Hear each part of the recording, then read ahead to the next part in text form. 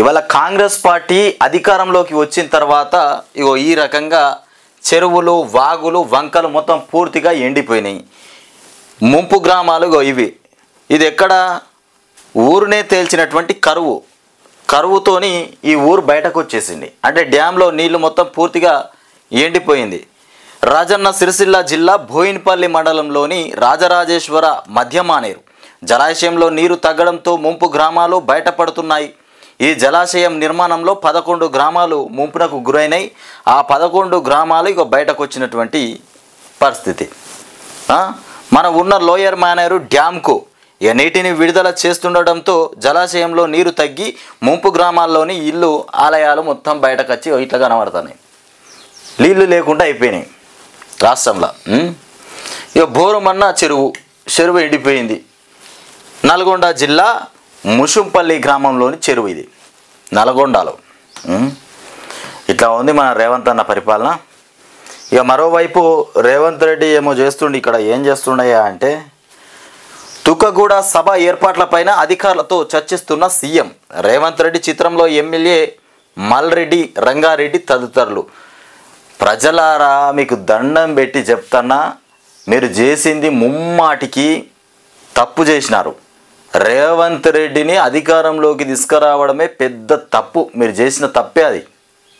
ఇవాళ తెలంగాణ రాష్ట్రం అంటే మన ఏళ్ళతోని మన కంట్లో పొడుచుకున్నట్టే అయిపోయింది మన బతుకులు.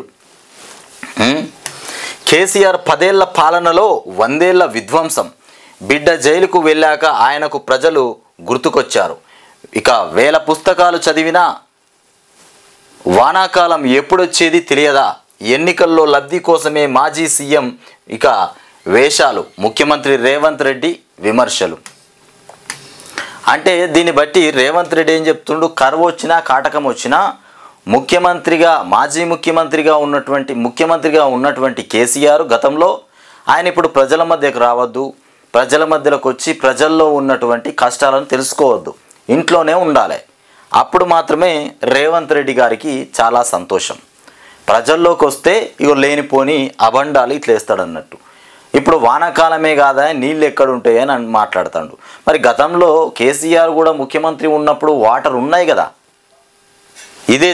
ఇదే డ్యామ్లల్లా, ఇదే మానేరులో ఇక్కడ నీళ్ళు ఉన్నాయి కదా అప్పుడు.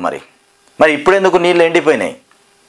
ఇవాళ వర్షంకాలం కాదు, కేసీఆర్ బయటకు వచ్చి బిడ్డ జైలుకు పోగానే ఆగమాగమైపోయి బయటకు వచ్చి ప్రజలు గుర్తుకొచ్చిరా ఇప్పుడు ఇట్లాంటి మాటలు మాట్లాడుతుండు.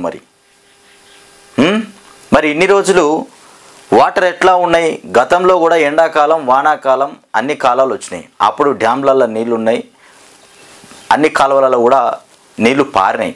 మరి ఇవాళ ఎందుకు పారట్లే? నీ పని ఇదే? నువ్వు ప్రజల దగ్గరకు పోయి కష్టాలను తెలుసుకుంటావా, లేకపోతే తుక్కగూడలో సభ ఏర్పాట్ల ప్రచారంలో ఉంటావా?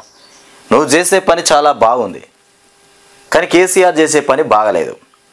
రైతుల దగ్గరకు పోయి పరామర్శించడం సరికాదు. ఇక నువ్వు ప్రచారానికి సిద్ధం కావడం ఇది కరెక్ట్ అయిన ఆప్షన్ ఏమో. ఇదే కరెక్ట్ ఉన్నట్టున్నది.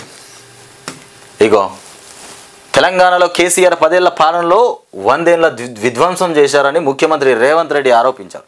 రంగారెడ్డి జిల్లాలోని తుక్కుగూడలో ఈ నెల 6న కాంగ్రెస్ నిర్వహించే జనజాతర సభ ప్రాంగణాన్ని సీఎం మంగళవారం పరిశీలించారు. ఆయన వెంట జిల్లా ఇన్ఛార్జ్ మంత్రి శ్రీధర్ బాబు, ఇబ్రహీంపట్నం ఎమ్మెల్యే మల్రెడ్డి, ఇక రంగారెడ్డి, మహేశ్వరం, మొత్తానికి నియోజకవర్గ కాంగ్రెస్ ఇన్ఛార్జి ఇక కిచ్చెన్న గారి లక్ష్మారెడ్డి, జిల్లా కాంగ్రెస్ అధ్యక్షుడు చల్ల నరసింహారెడ్డి, ఇక బడంగపేట మేయర్ పారిజాత నరసింహారెడ్డి, మాజీ ఎమ్మెల్యే తీగల కృష్ణారెడ్డి తదితరులు మొత్తం మీద ఈ రేవంత్ రెడ్డి ఎంబాడ తిరుగుతురు. వాళ్ళంతా ఏమో చేసి పెడతారు అనుకొని తిరుగుతున్నారు. ఇట్లా కేసీఆర్ అట రైతుల దగ్గరికి పోయి పరామర్శించడం పెద్ద తప్పంట. గత